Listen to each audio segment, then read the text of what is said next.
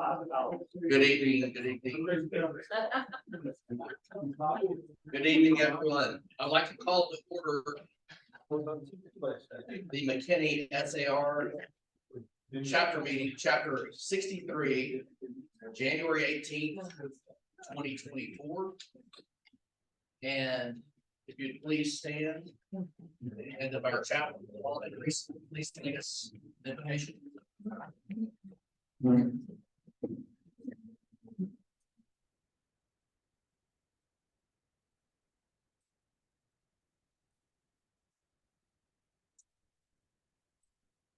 Let us pray.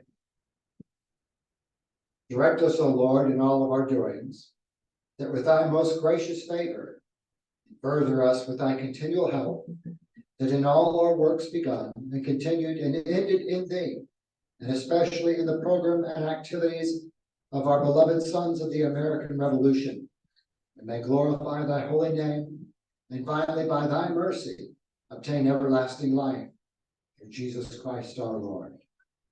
Amen. Amen.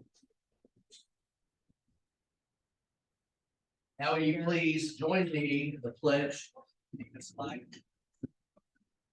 Pledge allegiance to the flag of the United States of America and to the republic for which it stands, one nation under God, indivisible, with liberty and justice for all. And also, Rich Bonaparte, would you please lead us in the pledge to the Texas flag? Well, honor the Texas flag. I pledge allegiance to thee, one day under God, one and indivisible. And Lodge, review, please lead us in the pledge to the SAR flag. Yes. We, the descendants of the heroes of the American Revolution, who by their sacrifices established the United States of America, reaffirm our faith in the principles of liberty and our constitutional republic, and solemnly pledge to defend against every foe. And next, Bill, our mission statement.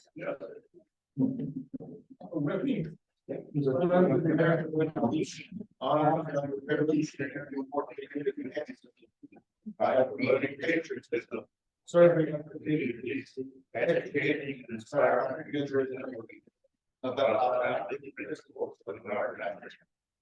Please be seated. At this time, we'll have self-introductions. Bill Terry, local chapter, live in Frisco. My wife Carol, keeping me from being this evening. Good evening, I'm Pete McClellan. I live here in McKinney and I'm the CAR liaison. Bob Millwee, I live here in McKinney. My name is William Graham. I was transferred from Oklahoma Society to the McKinney chapter. I'm his wife Joanne, and I just transferred to the John Absalom chapter of DAR. I'm Carol Wilson, and I'm Tom Wilson's wife. And I'm in the DAR also. Tom Wilson, McKinney chapter, and I'm the vice president for awards. George Bradford, a member of the McKinney chapter, here tonight with my first wife, Joy. Okay, I'm Joy, and I'm a DAR. I'm Ann Witherspoon. I'm Blackland Prairie DAR. Jonathan Witherspoon from Lucas, and this is our daughter Ellen. I'm John Witherspoon. I'm president of CAR of the Matthew Bolton Society. I'm Julie Avedikian. I'm the senior society president for Matthew Bolton Society's PAR and the chapter regent for the Blackland Prairie chapter in Wylie.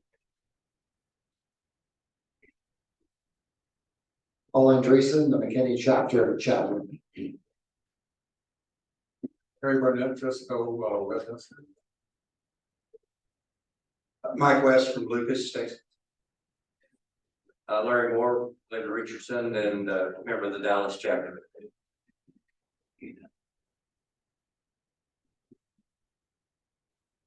Jim Akers, president of the Denton chapter, member of Dallas And McKinney, this is my last name. Bill Watts, member of the Dallas chapter, also a member of McKinney. John Ray, member of McKinney, Plano, Dallas, Eastmore, the list goes on. T.L. Holden, Sherman. Rich Bonaparte, registrar, McKinney chapter, my wife Lynn is enrolling in the DAR. Jerry Kenny, McKinney chapter. Ross will be secretary. On Zoom, we have LDC, Charles Hagy, and Peter Ford.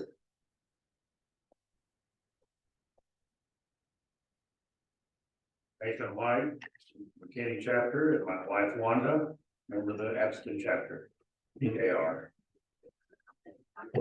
And Tracy Pounders, I am your president-elect of the State Society, so glad to be here, member of Dallas, McKinney, and Red River chapter, and a very proud Hodar of the Reverend Dr. Marcy Pounders in the DAR.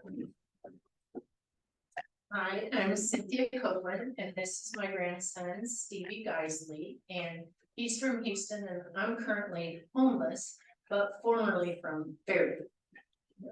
There you go. Thank you so much. And Judge Willem Copeland is here as well somewhere. Next for our program, Andy Nelson could not be here tonight, but we have Carl Flowers, who's presented to us on many occasions. He's been a professional speaker for probably 40 years or so. He was originally from, I guess, Fairview in the last few years. He's moved to Hot Springs, Arkansas, if I remember correctly. And at this time, I'll turn it over to him. His speech is on taking the high ground. Thank you very much. Good evening. Good evening. Welcome to another glorious day. Sweet, sweet land of liberty, land that we all love. Nice to be here again with you. I did move a year ago from Little Elm, 40 years living in the Dallas area, and I moved last December, a year ago December, to Hot Springs Village, Arkansas. Any golfers in the room? We have 8 wonderful golf courses. Come in, come play with us. Okay. I have some notes, as I always do, so I will make the use one. Grab one, pass them down. Pass these down that way, Mark. I'm speaking tomorrow morning at the Stoner chapter of the DAR. I'm speaking about the Boston Tea Party, the Sons of Liberty. But I understand you had a speaker about that here last November or December. So I said to Andy and Tom, I said, no sense in giving it again. So instead, we're going to take a look at one of the, and the interesting thing about the Boston Tea Party is that it's a familiarity thing. We all know about the Boston Tea Party. So it's a little harder to craft and talk about that and find some interesting facts. What's important is that the Boston Tea Party was the real start of the actual revolution. It was the first act that caused the king to react so violently and close the port of Boston, which caused Lexington and Concord, and then we're into the revolution. So today what I usually talk about though are these untold stories of the American Revolution, about the many heroes, colonels, generals, captains, who don't get talked about anymore. So on previous occasions, I know I've been here talking about George Rogers Clark, who captured the states of Illinois, Indiana, Ohio, Michigan, and Wisconsin, doubled the size of the colonies in 1779, just by his epic march to Vincennes. Nobody knows who George Rogers Clark is these days. They don't teach these stories in schools these days. So tonight I'm going to tell you about the bookseller, a little bookseller from Boston, who basically chased the British out of Boston. I'll tell you how that happened. I'll take the high ground. But first, we want to look at history, of course, because today in history. Today in 1778, the British Captain Cook, the explorer, discovered the Hawaiian Islands. Of course, the Hawaiian people discovered them 800 years before that. But Captain Cook was sailing in the Pacific, and he came to Tahiti, and then he went to the Hawaiian Islands, or what's it called, the Sandwich Islands at that time. And then he became good friends with King Kamehameha and some of the royalty there in Hawaii. and spent 3-4 weeks with them, and then went on to explore the western coast of North America around Portland and Vancouver, up in that area. And on his way back to Britain, he sails past and comes back to the Hawaiian Islands. And unfortunately, there was a little skirmish broke out. Some of the local people didn't like something he said or did, and they killed him right there. So if you're ever on the Big Island of Hawaii, on the western side, the Kealakekua Bay, which is just near Kailua Kona. Kealakekua, there's a song about that. I want to go back to my little grass shack in Kealakekua. And this is why I don't sing for a living. Anyway, there's a memorial to Captain Cook there. So also on this day in history, which just skipped, where did it go? It's here a minute ago, and now it's not there. Well, whatever it was, oh, there it is. No, it's not there. Okay, doesn't matter. The sweet, sweet land of liberty we have wouldn't exist if it weren't for the veterans. So who are all the veterans? Raise your hands. Give these people a big round of applause. I was last week at the Marine Corps Logistics Base in Albany, Georgia, and spent 2 days there with many civilian employees and a few active duty, doing some supervision training. And it occurred to me, we don't really know the sacrifices that veterans have made on our behalf. These are men and women and their families who basically stand on the wall between us and the bad guys. And we can never say thank you enough, because they sacrifice so much, not only personally, but their families also. So we just want to say thank you to them. So let's take a look at Take the High Ground. We're going to talk here about Bunker Hill and the siege of Boston, and how did they break the siege? That's the important thing that happened there. This is a picture of George Washington standing on March 4th, 1776 on Dorchester Heights, overlooking the city of Boston and the Boston Harbor. And on that, the next morning, George Washington fires a cannon over the city of Boston, and the British go, where did that come from? Because they realized, they looked up there and they said, oh my goodness, the Patriots have fortified Dorchester Heights, and we're sunk. We can't defend this city anymore. How did that happen? How did that come about? Well, we need to just go back and redo a little bit of the history. If you look on the left-hand side of your handout there, you'll see a timeline, and between the red lines is really the time that we're talking about there. But you know what happened. On December 16th, we had the Boston Tea Party. So we just had the 250th anniversary. And everything that happens from now until July 4th, 2026, we're celebrating events for 250 years for the birth of our country. We had the Boston Tea Party. The Boston port was closed by the king with the coercive acts. They occupied it. Then General Gage kept going out and looking for munitions. General Gage, who was in charge of all the British in North America in the French and Indian War, when he went back to England, he wrote, the problem with the Americans is they have guns. See, in England, you couldn't have a gun, you couldn't even have a pike, a spear with a sharp tip. That was called a weapon. Today in England, you can't carry a knife on the streets of London. That's prohibited. So Gage comes back to the colonies to occupy Boston, and he goes looking for munitions. Of course, you know the story of the Battle of Lexington and Concord, the shot heard around the world, the Paul Revere's Ride, and the disastrous British retreat. So now they're locked up in Boston, basically, and about 5,000 militia from all the surrounding colonies have surrounded Boston. They're unorganized, they're not living in good conditions, they're not really behaving well, but they've got the British penned up in there. Meanwhile, so when this happens, the Massachusetts Provincial Council, led by Dr. Joseph Warren, says to Ethan Allen, comes to them from Rhode Island. We're good on, everybody good on buns? We're good on buns. Okay. Ethan Allen comes to them from Vermont, and he says, you know, Ticonderoga is just up the road a piece. Well, it's a little more than up the road. He says we should go get them. And at the same time, Benedict Arnold shows up with some militia from Connecticut, and he has the same idea. So they give him joint command to take Fort Ticonderoga from the British. It's not very well manned. They come at night. And they take it without firing a shot. They catch it by surprise, take it without firing a shot. There are 59 cannon and mortars there at Fort Ticonderoga. So that happens in May, about a month after the Lexington Concord. And meanwhile, down in Philadelphia, and these are the various types of cannon they had there. Some of you know, some of you armament experts could explain those better than I could. But they had all this there. Meanwhile, down in Philadelphia, the Continental Congress has started meeting May 1st. And they hear about Lexington Concord. It takes Paul Revere 10 days to ride from Boston to Philadelphia to inform the Continental Congress that war has broken out. The high ground around Boston, this is where Boston is with 6,000 troops and probably about 10,000 citizens, mostly loyalists, mostly what we call Tories. The Patriots have got it all surrounded. There are two high grounds. One there is Charleston Peninsula, where you have Bunker Hill and Breeds Hill. The other high ground over here is Dorchester Heights. For some reason, the British failed to occupy either one of those.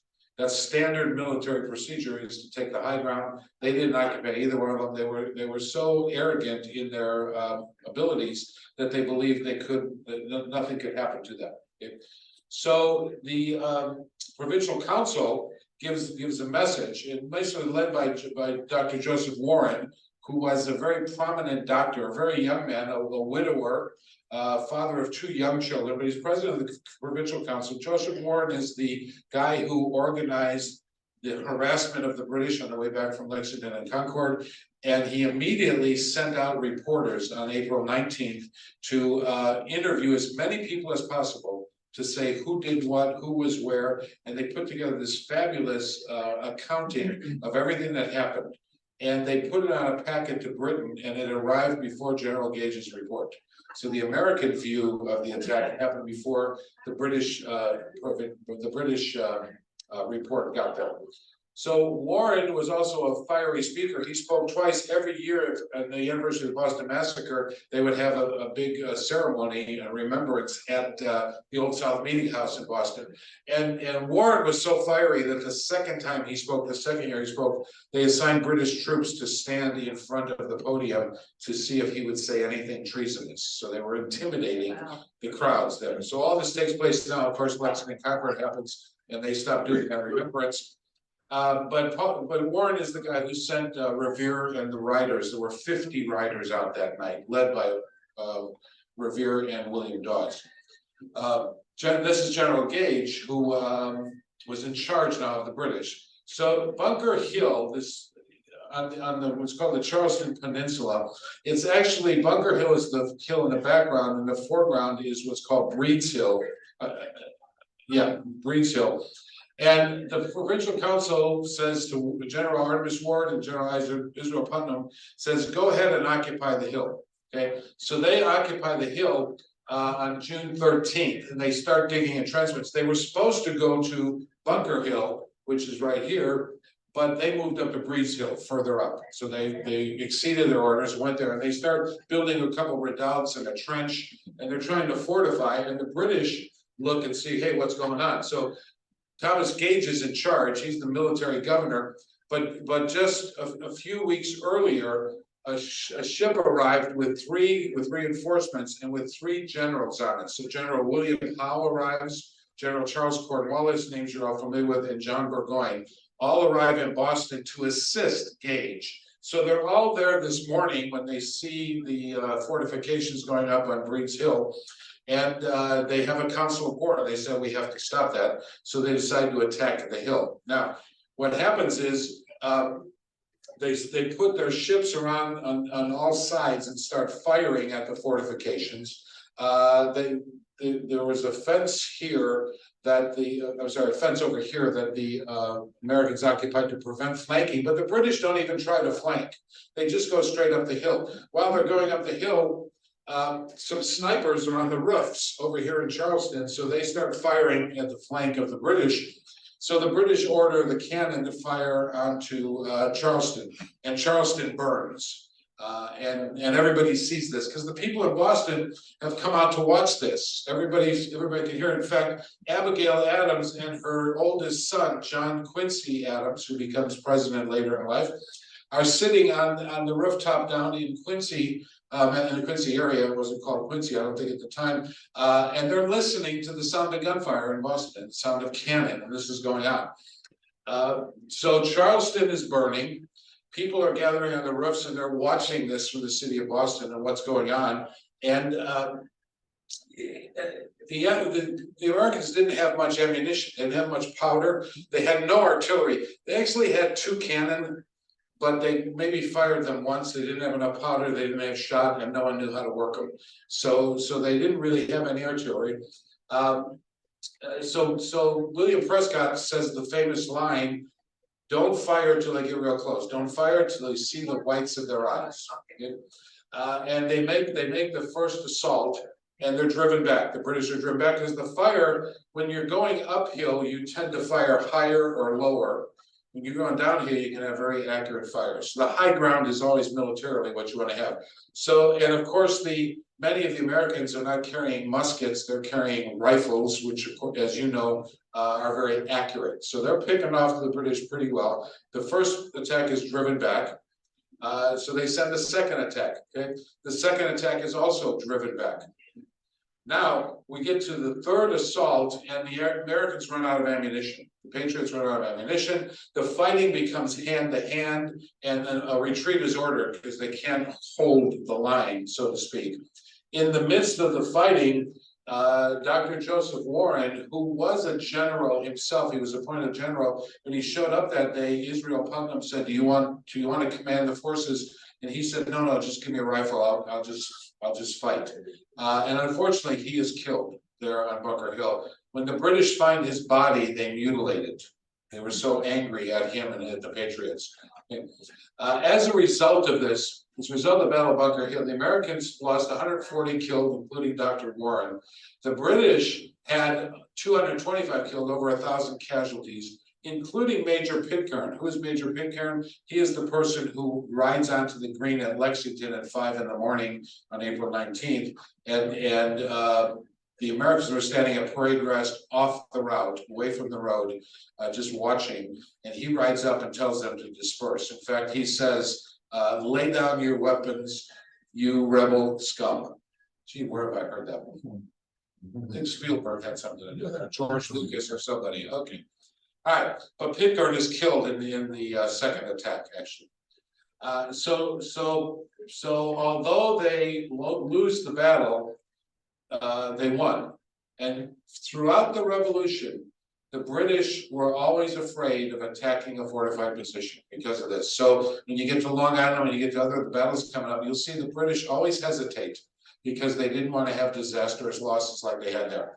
Meanwhile, down in Philadelphia, just a few days before this event, on June 14th, Congress establishes a Continental Army, and the next day they appoint George Washington as commander-in-chief. Of course, he showed up for the meeting in his uniform to begin with. He wanted the job. He refused to take any money for it. He said, "I'm truly sensible of the high honor. I don't think myself equal to the command." Well, we know that's not true. So as he's making his way and starting to get troops and assemble, and he makes his journey, which takes him about 2 weeks to get to Boston, because every town he goes through, people are celebrating him and more troops are joining him. He finally arrives on July 3rd, so several weeks after the battle has already been fought. And he takes command of the army, and he does a number of things. He says no gambling, no drinking in camp. He forbids swearing. He really establishes order, and he's trying to get this army together. But he's got a problem. He says, "How do I get?" First of all, he's got to reorganize. So that's his first challenge. But his second challenge is, how do I get the British out of here? How do I get the British out of because everybody's watching, the whole colonies, the whole country, so to speak, is watching.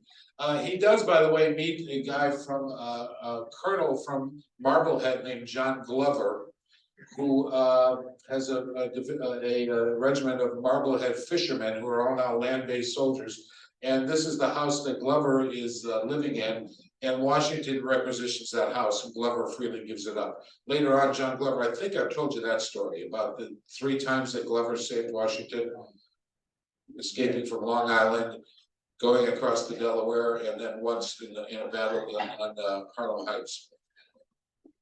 So the second challenge he has is, how do I get the British out of Boston? Okay? And he doesn't know what to do.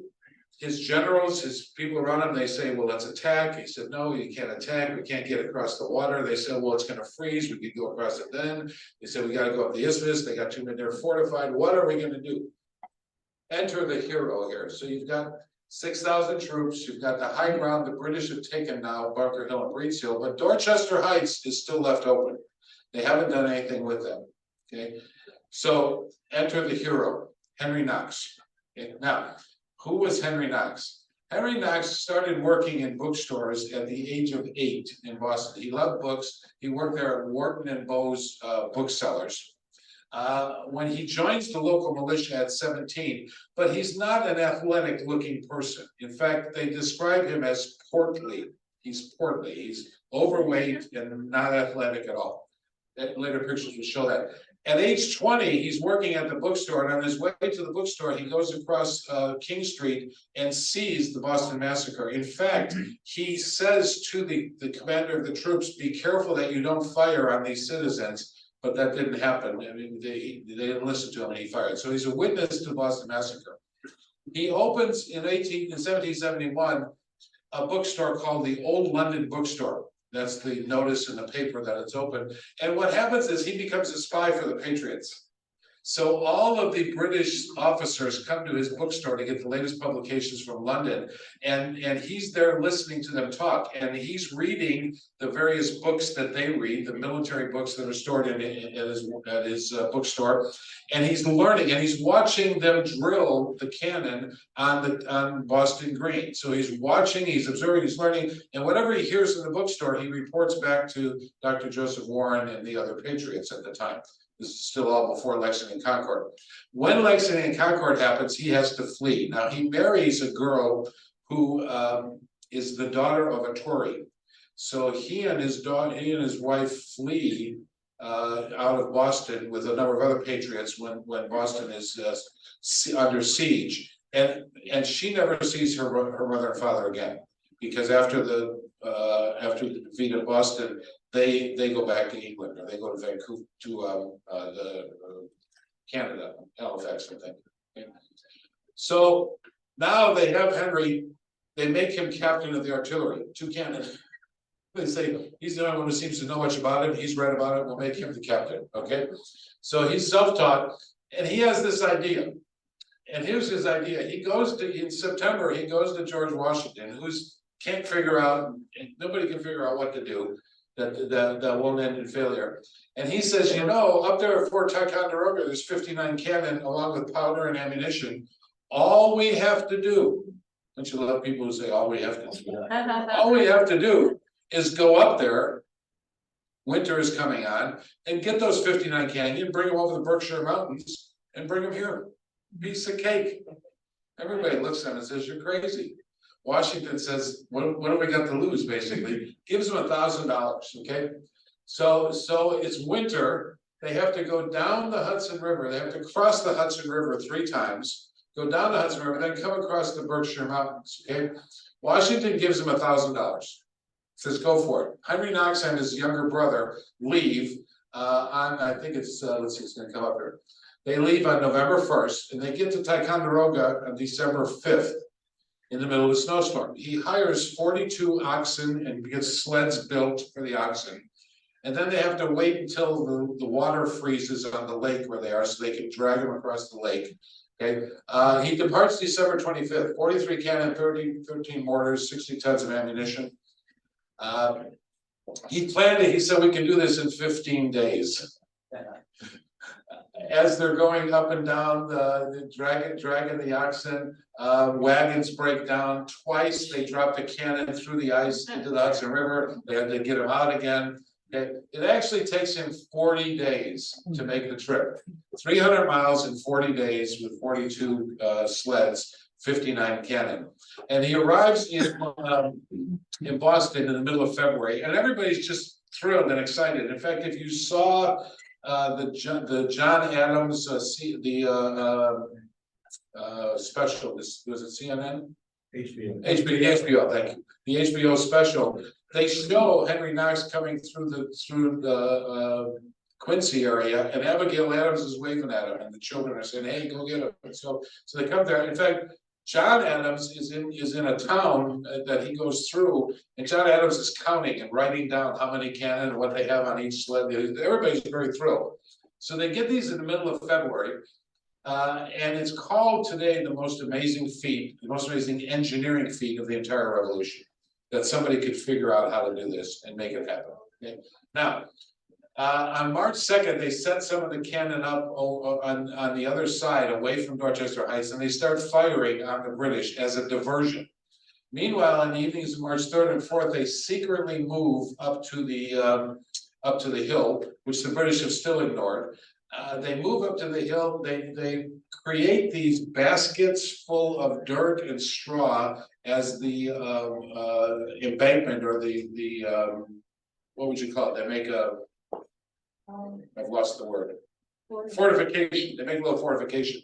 They do it all at night, sneak it up there, okay? And on the morning of March 5th, Washington fires the cannon. And the British go, whoa, where did that come from? Now, the British attempted to go and take Dorchester Heights. So a day later, they send a force by ship to go climb Dorchester Heights. The ships can't land because a freak storm blows up. When you study the history of the revolution, you will see a number of times that natural occurrences, which the founders credited to Providence, our great friend watching over us. This storm blows up, the British can't land, and so they give up. Okay? So they make a deal. Gage and General Howe now is dealing, because Howe knows Washington because they served together in the French-Indian War. They kind of make a deal that they will, if they're allowed to leave Boston peacefully without firing or anything, that they won't destroy the city. So that's kind of the deal. And so it takes them another 2 weeks to leave, and they depart on March 17th. Which we know is St. Patrick's Day, which is celebrated in Boston as St. Patrick's Day. But to this day, they also call March 17th Evacuation Day, the day the British left Boston. They still talk about that. Now, they didn't exactly leave. About 6-8 miles out in the harbor, there's the Boston Light. They call it Boston Light. It's a lighthouse that was there that Washington had destroyed twice, and the British kept rebuilding it. And they kept 2 or 3 warships out there at the entrance to Boston Harbor, and finally destroyed the lighthouse so the Americans couldn't use it. And then they finally, about a month later, left. It may have even been 2 months later. So this is Evacuation Day, where Washington celebrates, and they now chased the British out of Boston. What happens to Henry Knox? He becomes promoted to a general of the artillery. He fights along Washington for the entire remainder of the war. He sets up foundries to create cannon. He sets up manufacturing to create gunpowder. He becomes the second ranking general in Washington's army. After the peace, he is named the provincial Continental Congress makes him the Secretary of War. When Washington becomes president in 1789, he becomes the Secretary of Defense in the Washington's cabinet. He retires to Maine and dies in 1806. While he retires to Maine, he becomes a land speculator. He kind of creates a community there in Maine. He builds this house, which you can still go and see. That's his house. This here is the 3rd fort that was named after him, which is Fort Knox in Kentucky, south of Louisville. So that's the story of Henry Knox. Now, what can we learn from this? Okay.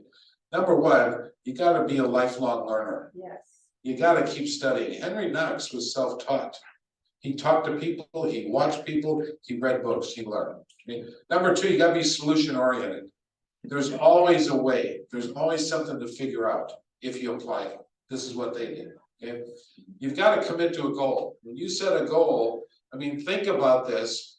we just had a little wintry weather here, didn't we? I just came in yesterday, but I left 4 inches of snow in Hot Springs Village. So in fact, I was shoveling snow, and I thought when I left Chicago 45 years ago, I would never have to shovel snow again. But when you're moving cannon across the frozen Hudson River, you got to commit to that goal. Okay, you have to be persistent. You cannot quit at things you're doing. And number 5, you got to take the high ground. You also have to take the high ground metaphorically or figuratively, in that we're going through an election year. This is going to be an interesting year. As you look at the local candidates, examine their character, examine the state candidates, examine the national candidates, look at their character. What do they talk about? What do they do? Are they providing solutions? Are they talking about the good things that can happen in America, or are they just tearing other people down? And I would suggest that we take the high ground and look for the people who want to build up America and make America a better country, as we have done for 250 years. It's only going to be 3 years. I think we're going to make it to the 250. I hope. Okay. But we got to take the high ground if we're going to do that. Any questions?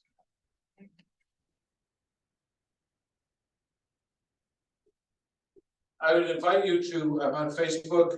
I post history every day. Yes, Judge. And I also have a started, and I have to revise and rehabilitate a YouTube page where I'm going to give some of these stories on a YouTube kind of podcast.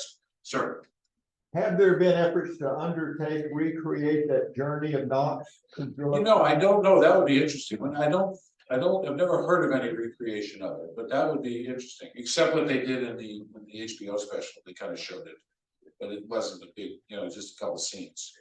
That would be interesting. When I was just thinking, I just said to my wife yesterday morning, I said, we heard the song Route 66 come on, and I've always wanted to drive Route 66 from Lake Michigan, Chicago, all the way to Huntington, is it Huntington Beach or Malibu, someplace in California. And she said, well, you're going alone. but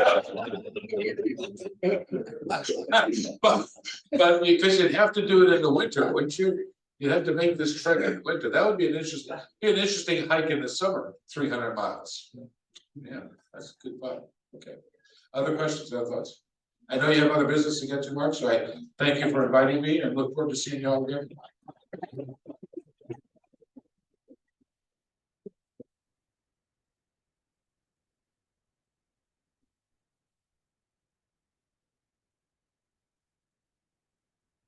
Carl is always very entertaining and insightful, and thank you for bringing the handout as well.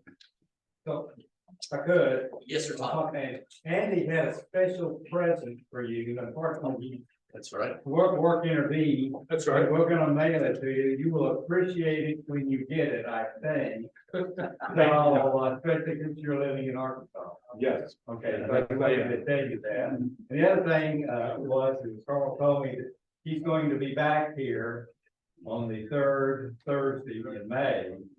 We're going to readjust our program and get another fine program for you in May. So everybody, write down in your calendar, the 3rd Thursday in May, he's going to be back and going to give us another interesting lesson in our revolutionary work. Excellent. Thanks again for driving in. Next, Pete McClellan with the CAR.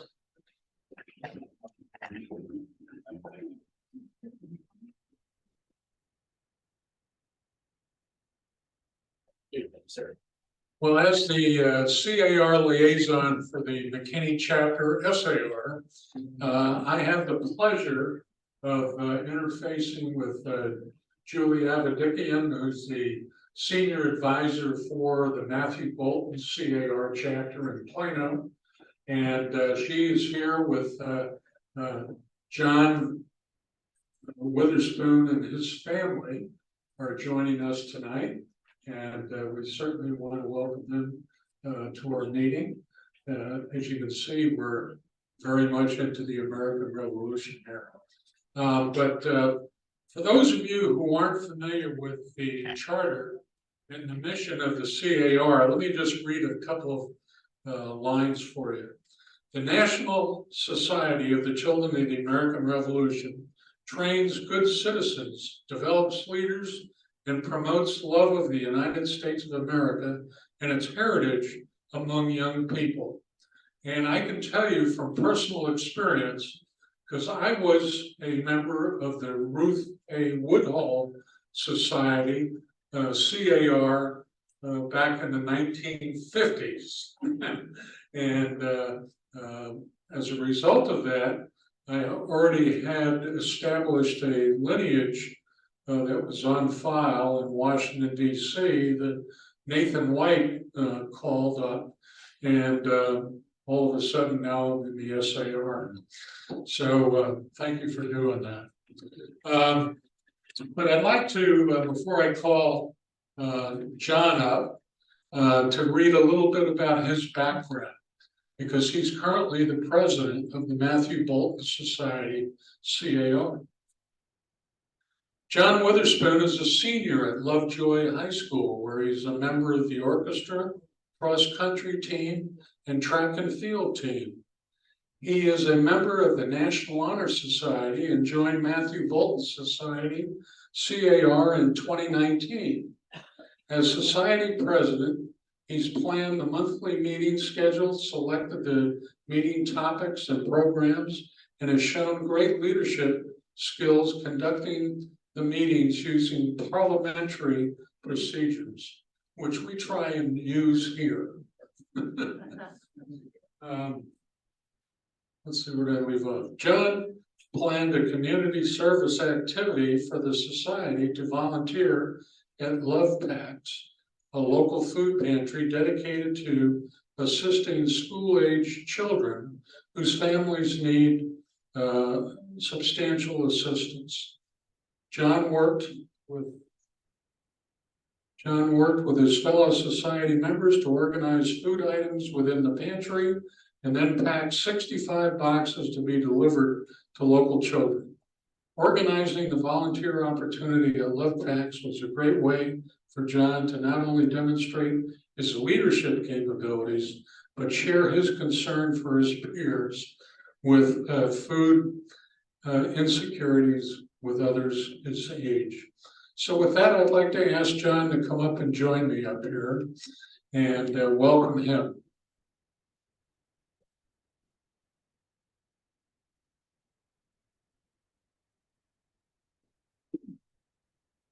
John, we're glad to have you here, and I understand you'd like to enlighten our chapter a little bit with some of the activities that your society is undertaking this year. Yes. Good evening. It is my pleasure to be here with you to bring greetings on behalf of the members of the Matthew Bolton Society, Children of the American Revolution. Since 2004, Matthew Bolton Society has been training good citizens and future leaders in Collin County. Additionally, our members volunteer in our communities and learn about our nation's history. The national project for 2023-2024 is Cultivating Tomorrow's Leaders. This project has two parts. Part one will collaborate with the Abraham Lincoln Presidential Library and Museum to raise $15,000 to restore two important historical items. The first is the first report of the United States Department of Agriculture, which is the registration that created the department in 1862. And the second is Abraham Lincoln's leather portfolio, which has his initials and may have been used to carry important historical documents such as the Gettysburg Address and the Emancipation Proclamation. Part two is about connection, and the National Society has set a goal of 30,000 volunteer services hours completed by members emphasizing organization related to agriculture. In August, members of the Matthew Bolton volunteered at Love Packs in Plano's, where we sorted, shelved, and packed food for children in need. Love Packs provides food for over 8,000 children each year and relies on donations and volunteers in order to do that. We were proud to make 65 boxes of food for the week for local hungry school children. The state project for 2023-2024 is Liberty Lives in the Lone Star State. This project connects Texas kids to our American roots while providing in-person experiences for Texas students. This project will bring the American Revolution to Texas through engaging and hands-on educational opportunities at the Morris Family Center for Law and Liberty at Houston Christian University. Funds raised through this project will provide access and learning materials to 1,776 Texas students who visit the facility. This is a critical project because in April of 2023, the National Assessment of Educational Progress released a report that shows an increasing number of children lack a basic understanding of U.S. history and civics. Nearly 1/3 of 8th grade students cannot describe the structure or function of government. Only 13% of 8th graders scored at or above the proficient level on the latest history assessment. On the eve of our nation's 250th birthday, this project will help generate new excitement and understanding about our American history. I would like to share some ways that the SAR can support CAR. 1, invite CAR members to participate in SAR activities such as joint meetings, parades, volunteering, and other events. 2, volunteer to present a program at CAR meeting or event. 3, volunteer to serve as a senior leader of CAR. 4, support CAR through donations. We are grateful for the members of the McKinney chapter Sons of the American Revolution and for your continued support. We appreciate all that you do to support the children of the American Revolution. We look forward to working with you for many more years as we collaborate to serve our country and preserve our nation's history. Thank you.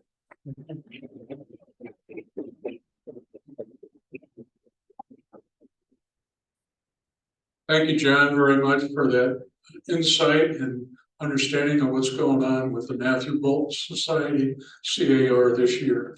In light of that, we'd like to provide a check for your society to help support financially some of the activities that you plan for this year. So with that, we'll present you with the check and thank you for coming. Okay.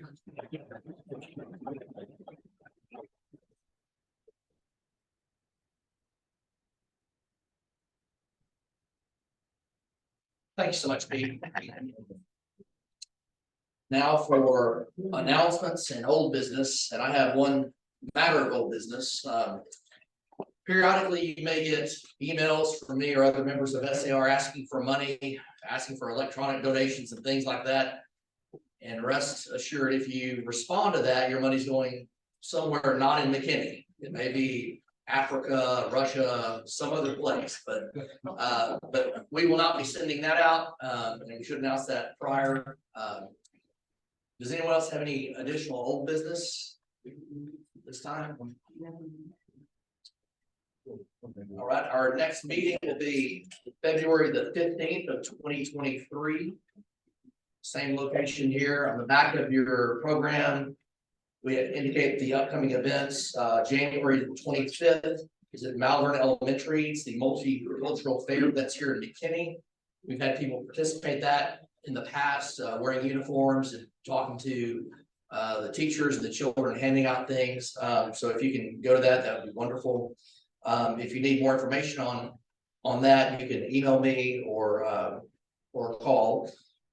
On April the 11th through the 14th is the annual conference in San Antonio, Texas. And you can register online at the Texas SAR as indicated.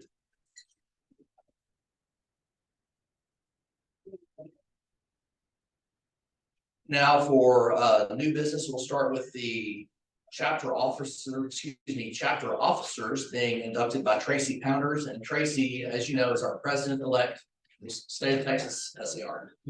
Thank you, Tracy. One little Yeah, absolutely. Yes, sir. Before we get started, I wanted to mention something. North Texas is being singularly honored right now. The DAR has a traveling show about the Civil War experience. And the very first location, what? Revolutionary War, excuse me. The very first place that it was chosen to go to is in Pottsboro, just up the road. If you get on Preston Road, just keep going north until you hit the Lake Texoma. That's Pottsboro there. We were on there, and if you go to the Dallas chapters YouTube channel, you can see my bald spot. We were on TV last night. So check that out. If you have a chance to get up to Pottsboro, go and see it. It really is, it's a very good show. Tracy. Yeah, oh, you made it back. Location.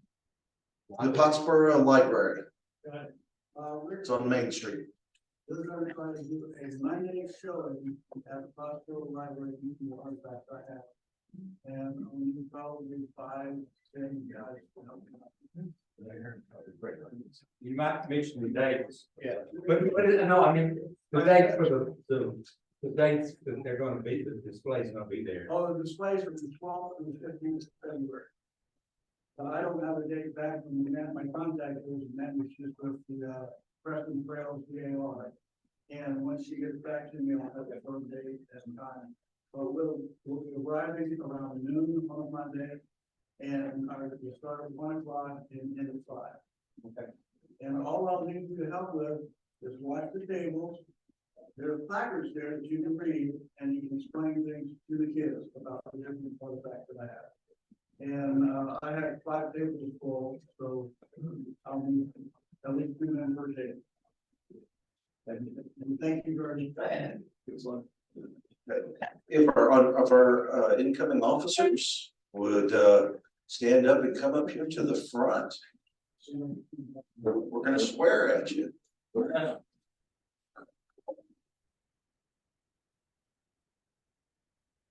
If we can get an order from the president, left to right or right to left, it's either one is good.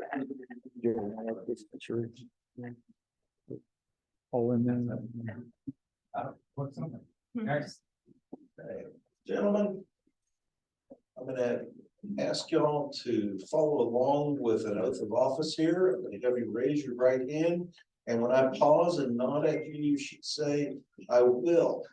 Okay, just like when we're getting married. If the answer is something else, let us know. It's not too late. Okay. Gentlemen, having been duly elected to an office here in the McKinney chapter of the Sons of the American Revolution, do you promise and swear to support and defend the Constitution of the United States and the Constitution and bylaws of the National Society, Sons of the American Revolution? Very good. And do you further promise and swear that you will faithfully discharge the duties of your office to the best of your knowledge and ability, and that you will at all times, this is the hard one, conduct yourself in a manner worthy of our society? So help you God. I will. Excellent. Thank you. Gentlemen, you have been installed. Now, President-elect is just staying over.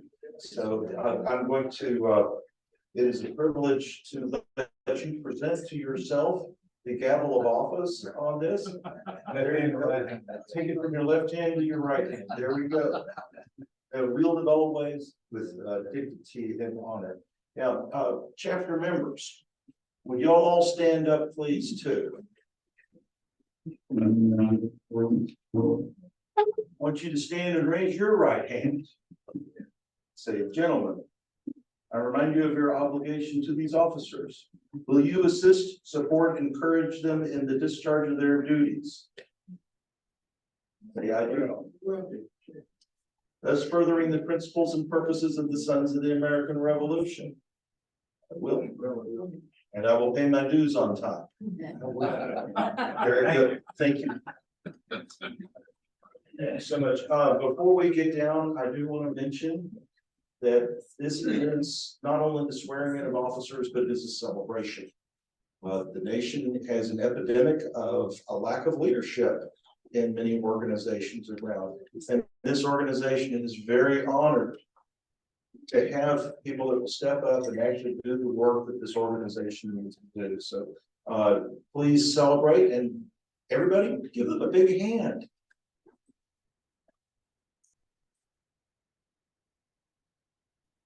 Pass the microphone.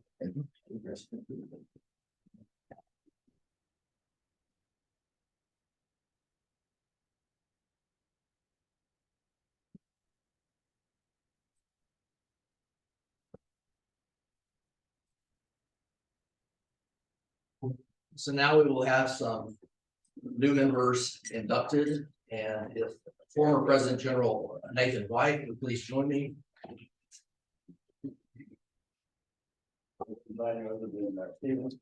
I think that is Mike Smith here this evening?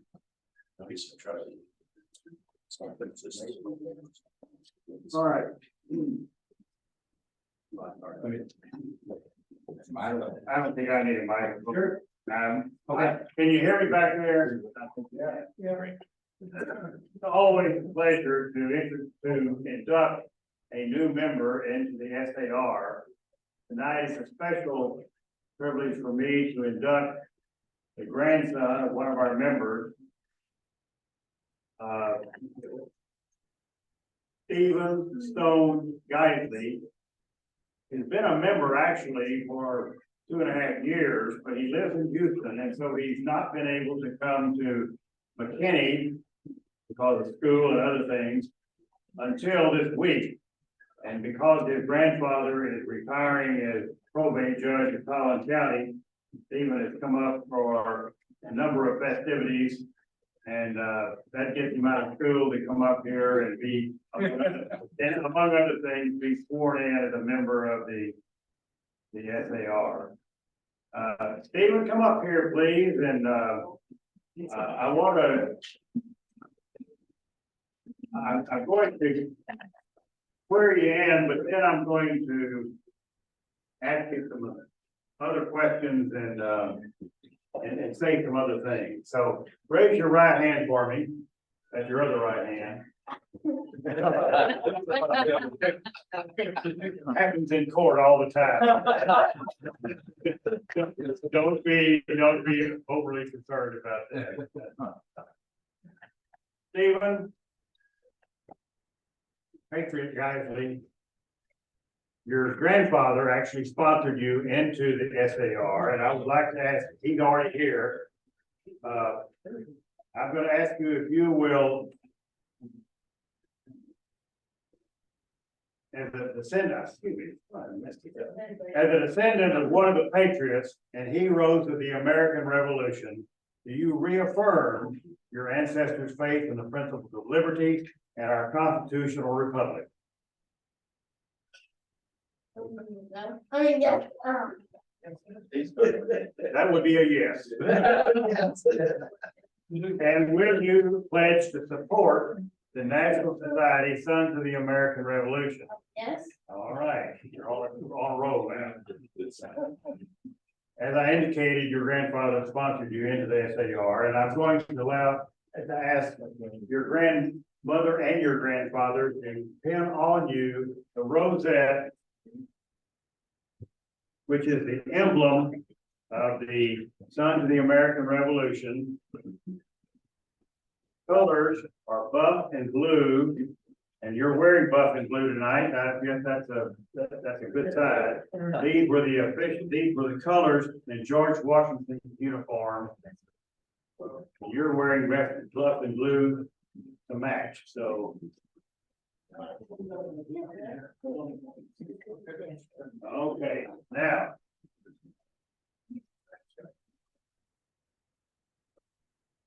You have come into the SAR because of your ancestry or your ancestor, Lafford French.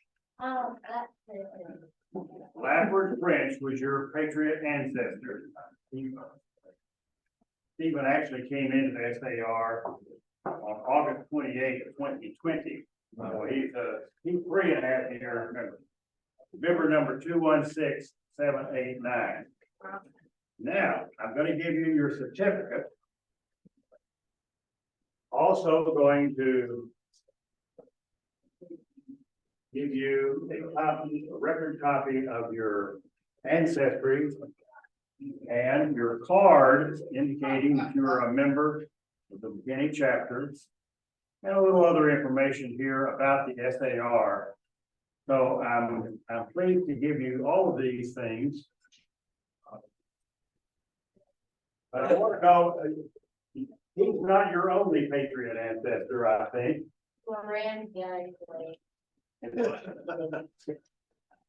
But one of the things I want to ask you, your grandmother gave me some information about a couple of other ancestors. I'm going to ask you several questions in a minute. One of which is a man by the name of John Livingston. The one who signed the Declaration of Independence. Signed the Declaration of Independence. But I thought, go ahead. You can tell that Stephen's already gonna have a supplemental, maybe a second supplemental. But I was taken with when our speaker tonight was talking about the Hudson River and particularly Fort Ticonderoga. But it says the information I was given said Robert Livingston, his son, fulfilled the desire of his father when he came to America and secured a title to 160,000 acres of land above New York on the Hudson River for about $200 in merchandise. That's almost as good as Manhattan for the trinkets. But that would put it on the route to West Point, Hudson River, north of New York. One that I was privileged to be there a few years ago. And also another ancestor, Major Jacob Hayden Heydrich. I guess this would be so a second supplement. So you're going to be hip deep in ancestry here. Now, let's talk about Lafayette French. How old was Lafayette French when he joined the Army? Do you know? All right, now Weldon knows. He told me. He was 17 years old.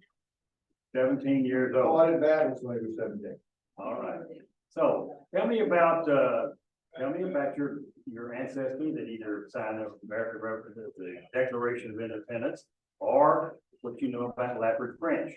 What battle was Lafayette French in? All right, tell me. It was Monmouth Mill. Musgrave. Musgrove Mill. Musgrove Mill. So he's obviously his paper was piggybacked on a DAR application, which proved the Patriot service. Would he have anything else you'd like to say? Nope. Very, very decisive, but judges always have something to say. He's a man of few words. And I wanted to say that the descendant from the signer of the Declaration of Independence is on his mother's side. That doesn't include me. It's just these two. I'm actually his Oh, brother. to me, these three. His mother's side. Yeah, like my sister. Well, your mother's side would be both your mother and your grandfather's side, right? Yeah. You're gonna learn, but I can tell you're gonna be the genealogist in the family. Your grandmother is already that you're interested in history and that you're interested in your forebears, right? Okay. So I'm going to give these to you. We're delighted to have you a member. My own grandson was also planning to be here tonight, but he turned out to be sick yesterday and today, not able to go to school. So he's only a few years older than you are, but we are always talking about bringing younger people into the SAR. This is about as young as they get. So. Well, bye.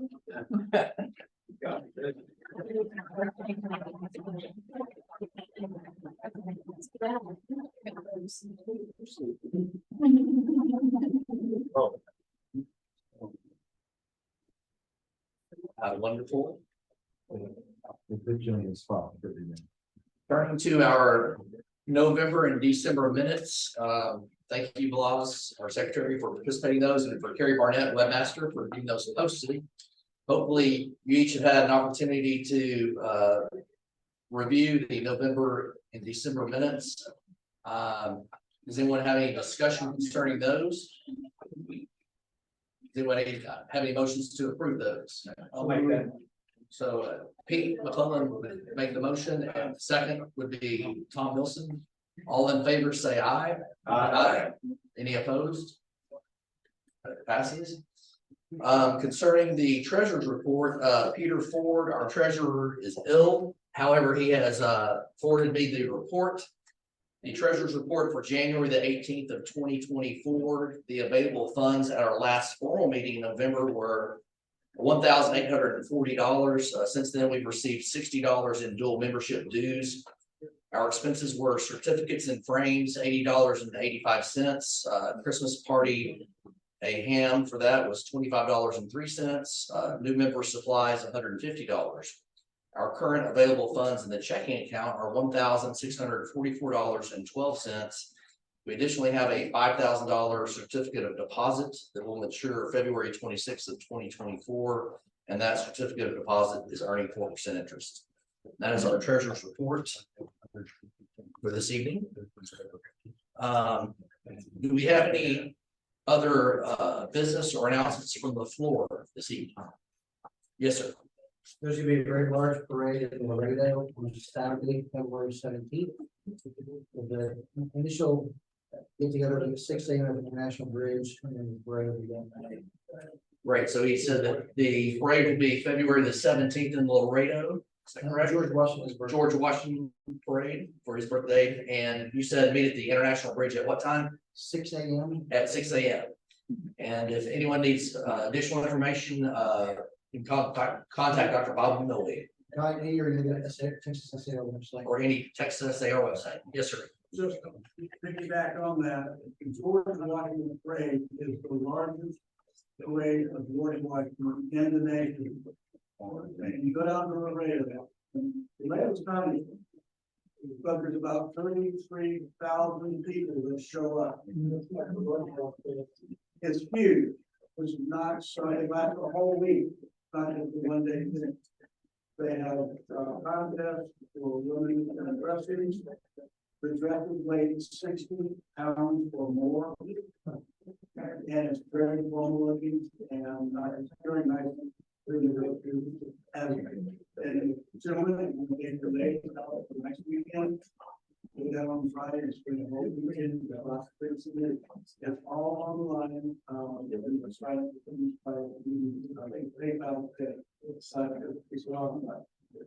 Excellent. Thank you so much. Any additional new business?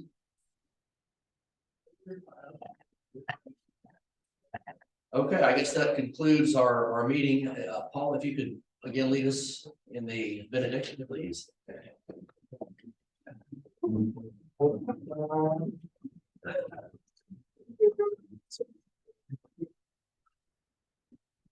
Let us pray. Unto God's gracious mercy and protection we commit ourselves. The Lord bless us and keep us. The Lord make his face to shine upon us and be gracious unto us. The Lord lift up his countenance and be gracious unto us and give us peace, both now and forever. Amen. Will you please join me in the recession until we meet again.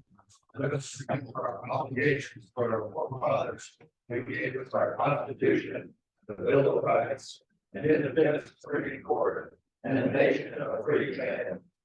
We're adjourned. Thank you.